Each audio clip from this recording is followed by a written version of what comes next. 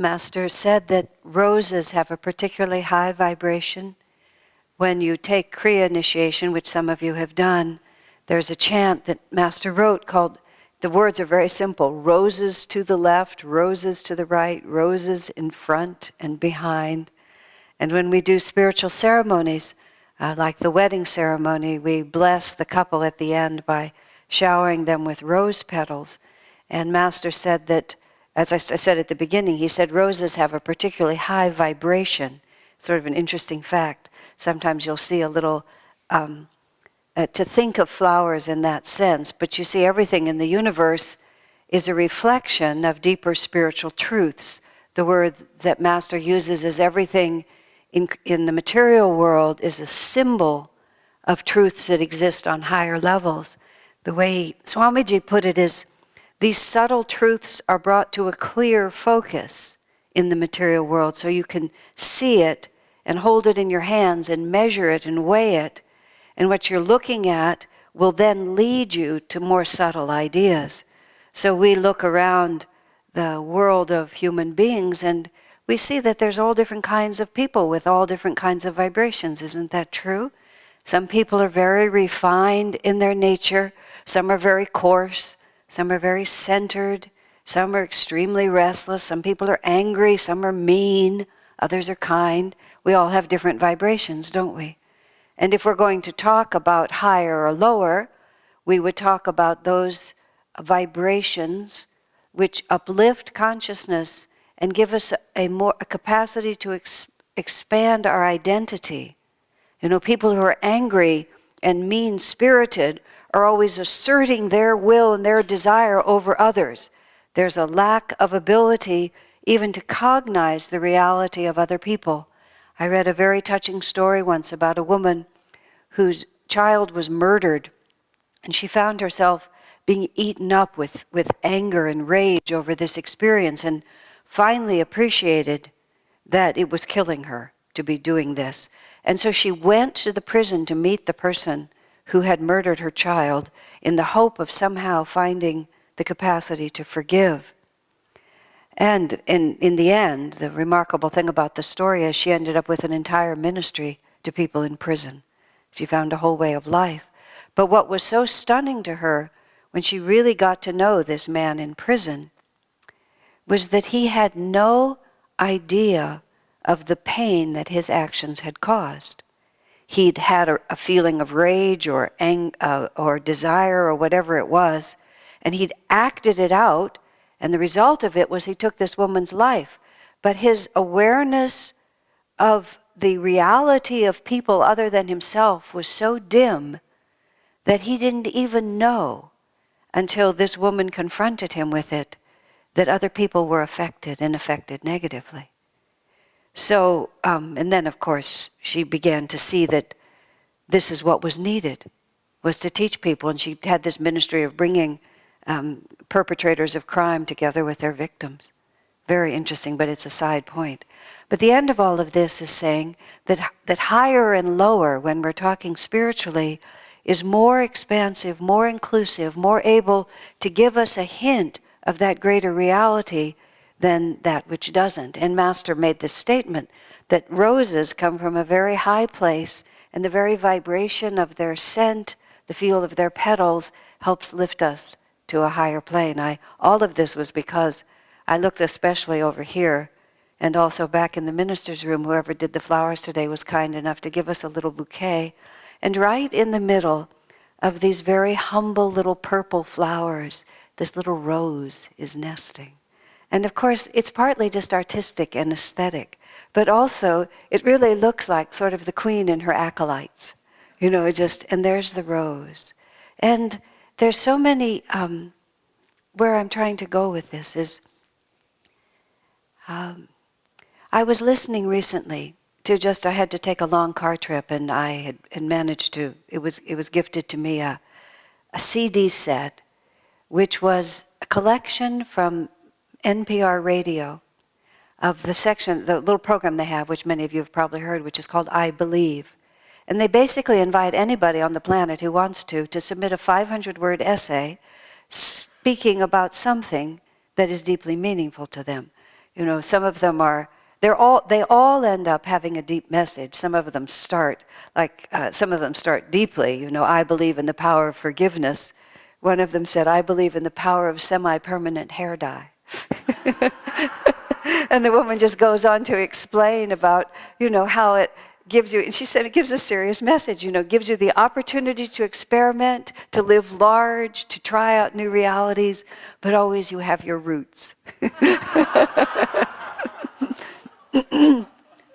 But what was so touching to me as I drove to Sacramento and back this week, listening to just one after another of sometimes well-known, but mostly just people telling us their different stories, I began to see how everybody on this material plane, whether we know it or not, some of them were explicitly spiritual, but many of them were not, but all of them were. Because the essence of what everybody was seeing and sensing is more true. They were sensing that in some way or another we are interconnected, that we feel like we're separate, but that separateness is just an illusion. And they would write from so many different angles, but the underlying reality was always the same. We are bigger than we seem, and our joy comes to us the further we can extend our arms out and embrace that unity, whatever it might be. Whether it's expanding our own personality to involve purple hair, or whether it's a woman writing about how her family lost their home in the hurricane and so she came back and lives now in a FEMA trailer with her parents and is happier than she's ever been in her life because of expanding her sense of identity and so on like that. And how often we read in these spiritual teachings about the oneness of all things. Everything in the universe is just an aspect of creation. We are all manifestations of God. And in a spiritual sense, we reach a certain point in our lives where that becomes the compelling desire. When I look back over my entire life, back to my early childhood, I was not raised in anything that resembled this teaching. I had no idea that I would end up devoted to God. If you had told me that when I was younger, I wouldn't have denied it altogether, but it would have seemed extremely unlikely. There was no place for it. But as life unfolded and one opportunity after another came, and here we are, I look back and I see this tremendous consistency, even from very early childhood, because what I was always seeking, and I'm sure this will resonate with many of you, was to expand my sense of reality, to take in more. And what we suffer from so much of the time, isn't it, is just this sense of being so hopelessly confined. And if we feel so confined in our own ego, in our own mind, in our own personality, in our own bodies, whatever it is, then we begin to long to grasp and hold something. I received a letter from someone just recently, and the question so plaintively asked, doesn't God want us to have someone of our very own? And just recently I heard a romantic song written on the occasion of someone's wedding, and the words were, I will have you until I die. This was meant to be inspiring. And it was sung with a great deal of passion, and everybody tried to receive it that way. I don't know how others felt. I could hardly bear it, is the only thing I can say. I will have you until I die. This is love? To take someone else and grip them to you, and then not, even though your cold, hard fingers will be pried off of them at the hour of death. In actual fact, this is not uplifting, is it? What we're really trying to be, Swamiji tells a very touching story of very early on when before he came to Master and became a disciple, but when he was desperately and deeply seeking as a teenager, late teens, and he talked about taking this bicycle trip out into the country in upstate New York, and his his impetus for that was this realization that he needed to sort of be in touch with the universe more. And he saw a pine tree, and early in the morning the pine tree had dew on it, and the sunlight was shining on the dew, and he sort of stared at it and essentially tried to force it to give him a mystical experience. He tried to just get something out of that pine tree and the dew and the sunlight on it, because we have the idea, and it's a right idea, that, a beautiful expression of the natural world should give us something that we're seeking. But of course he realized, well, he wasn't able to put it into these words, but this is what he realized. In the book of John, John speaks about Jesus, and he said, "To all who received him, to them gave he the power to have the Christ consciousness," is what Jesus was saying. But there was that word "received" in there. And it's not merely a question of deciding to receive. It's also a question of our capacity to receive. Because we could go up to Jesus if we were lucky enough and say, "Okay, give it to me. Give me the power to become the Son of God." In fact, one of Master's disciples, when he was a young disciple, he kept saying to Yogananda, he wanted cosmic consciousness. "Give me samadhi," as it's called. "Give me an experience of the oneness with God." And he was always sort of pestering Master, now. In Autobiography of a Yogi, Master himself, when he was a young disciple of his guru, Sri Yukteswar, he tells the story about how he was trying to meditate, and his master called him and tapped him over the heart. And then Yogananda went into this state of cosmic consciousness. The chapter is called An Experience of Cosmic Consciousness. So there's sort of always this kind of joke. Sometimes even we'll tease Swami. Here I am. Is now my moment. Or we'll tease each other that way. But this disciple was serious with Yogananda. He kept saying, "Give me this experience." And finally, Master, in order to instruct him really, with tremendous power, went to the man. He said, "If I gave you that experience, could you take it?" Like that. And just a little bit of that power, because that's also an aspect of God, was being transferred from Master into this disciple. And he's beginning to feel it like this. And what you feel then is all this comfortable position of who I am and my little body and all my life memories and my attachment to this and my desire for that. And this power is just going to sweep it all away with total indifference. And so Master is pushing on this man like this. "If I give it to you now, can you take it?" And finally the disciple said, "No, sir." Just no, I really couldn't. Because the reason we are not all receiving the power of Christ is that we haven't yet expanded our reality to the point where we're even comfortable, with that expanded sense. Think of all the little habits we put together, isn't it so? Just to make our lives exactly how we want them. We were joking this morning about we're always trying to refine the service here just to make it both aesthetic and flow nicely and pleasant for all of you to be part of. And we were just refining one last little tiny detail. And I said, this is why people have to die, because you just get every detail of your life so completely set, that there's just nothing more that can be done. I sometimes say, when I see people sometimes who have figured everything out, I said, they need more meaningful work. They have too much time to just focus in on all the little details, and we make our little secure world out of these things. About a couple of years ago, within the Ananda residential community where we've lived for almost 20 years now, we moved from one apartment where we'd been for 18 years into the place that we now live. It was about 100 feet. But of course we had to pack up the whole house and move to another. And I was amazed. I think actually the right word is appalled. I was appalled at the level of attachment I had to nothing except the fact that I'd done it the same way all this time. Oh, this is where I have my tea. This is how I fix my toast. This is the little view that I see. This is the little place where I brush my teeth. Just all these ways in which we grip this world and make it hard for ourselves to get bigger.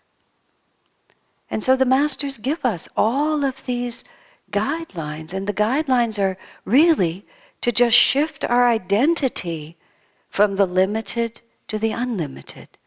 Now, our story today is about Martha and Mary, and we have there, what is really exemplified there is spiritual attunement acted out through either through stillness or through service. And it's a very touching story when you take the few words that are written in the Bible and you actually visualize what's happening. Jesus was teaching in this town, and he came to the home of Martha and Mary, and he sat there and people came, and he was guiding them. Now, we believe, from other parts of the Bible, that this was a deeper relationship with Martha and Mary. It wasn't that he just dropped in, but he really knew them. They were deeply devoted to him. So imagine, their tremendous joy that here their beloved teacher, whose consciousness is so uplifting, comes to visit them. And Martha's desire to feed him, to feed the guests, to take care of who's there, it was an expanded sense of who am I and what should I do. That was what motivated her. There's a wonderful saying which has been a motto of Ananda in our guest facilities, and it's very simple: the guest is God. Now that doesn't mean when the guest comes in we all fall down and worship the guest and say, oh bless us, dear guest, you who are the wise one. It means simply that even a stranger who comes into your life is the personification of the infinite. And we also use a motto like that because you see how it expands our consciousness. Last week and the week before, we had Jesus saying, if you love those that love you, if you're nice to those that are nice to you, what is there to consider yourself great for doing this? Even the tax collectors do this much, Jesus says with great scorn. And then he suggests to us that we love those who hate us and persecute us and despitefully use us. And if we love those, then we are becoming like our Father in heaven. And so this simple idea, this hospitality to the stranger, or hospitality even to the friend who comes, to treat the one who comes to your home as if he were the personification of the infinite. You see, in that way, we begin to become bigger. We're not just thinking, oh, what's in it for me? How can I have something from this? We're thinking, how can I give? How can I always be in that consciousness? And you see, by moving energy through us in that way, what happens is the narrow channels are widened. And that's why all spiritual paths teach us to serve and to serve selflessly. In the Christian world these days, that becomes almost the motto of Christianity. You have to help the poor, you have to help the destitute, you have to help the orphan, you have to help the sick. And it's all valid from this point of view.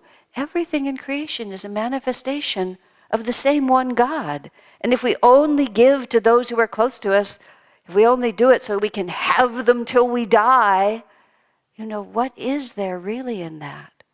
But if whoever comes in front of us, and in fact, even when it's more difficult to give, because they're unattractive, or they need a great deal, or the circumstances are hard, or well, I'm not even sure I have enough for myself, and this is my favorite. If someone asks of you your cloak, you give him your coat as well.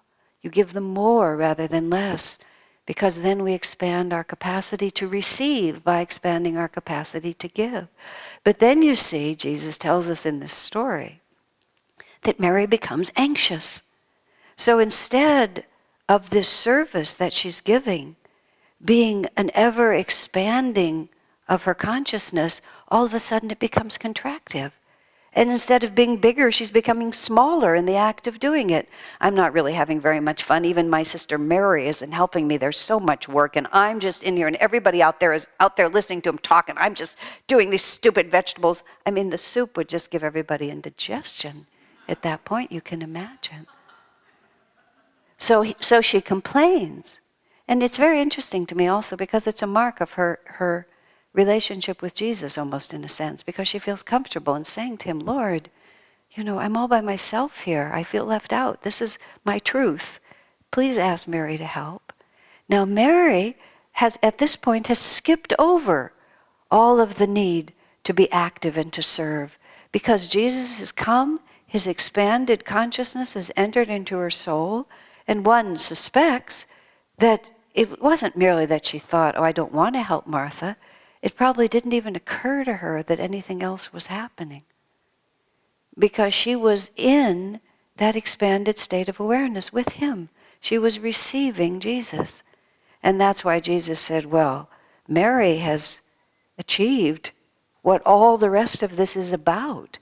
And why would we take that away from her? I also love the way Swami writes in this. It doesn't say whether Jesus told Mary to go help Martha at that point. Because it isn't true that just because we want to sit in a certain way, that there aren't times when other necessities happen. But there are moments. Swami tells this story about Master, when Master was making the lake shrine in Southern California, this was in the 1951, and he was working day and night to get the property finished for the dedication date he'd already scheduled.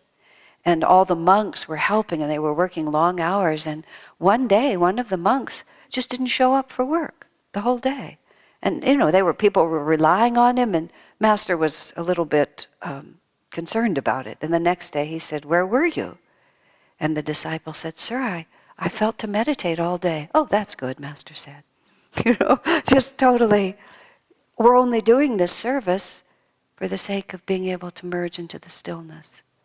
But therefore, everything that we do instead of meditating, and we have lots that we do instead of meditating, because virtually none of us in this room have the karma yet to be so purified in our consciousness that we don't have to keep expanding our ability to receive. But everything that we do instead of meditation, whatever it might be, we must always remember that we're only doing this for the sake of expanding and purifying our consciousness. And therefore, at any moment, when any action ceases to be in harmony with that goal, our absolute and really only responsibility at that moment is to bring our consciousness back into order. I had a funny conversation with a friend of mine many, many years ago, and we were both very new to Ananda. And a group of us women were living together in this one area. And she got in she had a real capacity to be unhappy. And she had a marvelous capacity to inflict that unhappiness on others. And she was exercising her skill in this for many days in a row. And because she was a good friend of mine, I thought I needed to help her and also to help the rest of us. So I sort of found the moment and I said, what's wrong? Oh, she says, I'm having so much trouble meditating. My meditations are so restless. And she sort of went on in that kind of, I wish things were different than they are kind of energy. The second stage of the spiritual path, which is called the revolt. I want it to be different. We tell this story sometimes about this 3-year-old boy who lived in one of our ashram houses once. He was a big child, willpower. One day at 2 a.m., he crawled out of his crib. He went and stood at the top of the stairs in this house that just echoed. And at the top of his voice, he shouted into the dark house, I want it to be morning! Just like that. He just had it with everyone being asleep. He was ready to have his day. Well, aren't we like that a lot of the time? I want it to be different. I want to be more advanced than I am. I want to not have this karma. I want to have you until I die. Whatever it is. So my friend was saying, my meditations are so bad and like that. I sort of looked at her just somewhat incredulously. And therefore, she was mean and crabby to everyone, as if like, you see, it's justified because I have a real problem. I said, I'm very different. I figure when my meditations are not going so well, I have to be really, really good everywhere else, If the main event is really crummy, then I have to compensate in every possible place. That's really what it's about. Because there's no time when God is more or less with us. Just think like these hours are outside of divine creation. Everything is governed by God's law except these moments. God loves everyone except me right now. Can you imagine this infinite consciousness just sort of singling you out with a little circle? Not that one. But isn't that how we behave sometimes? Right? There's no moment in which it's not anything. It's always a question entirely of whether we're there to receive. The divine love, today is Mother's Day, the infinite love of the mother. The mother is such a magnificent symbol of this love of God. I exercise at the YMCA where a lot of children and parents come, and sometimes in the pool that I'm swimming in, they're having these parent-child swim classes, with these little tiny people, very tiny people. And I love children. I'm very sentimental about children just because they're little. I think that they're pure and good.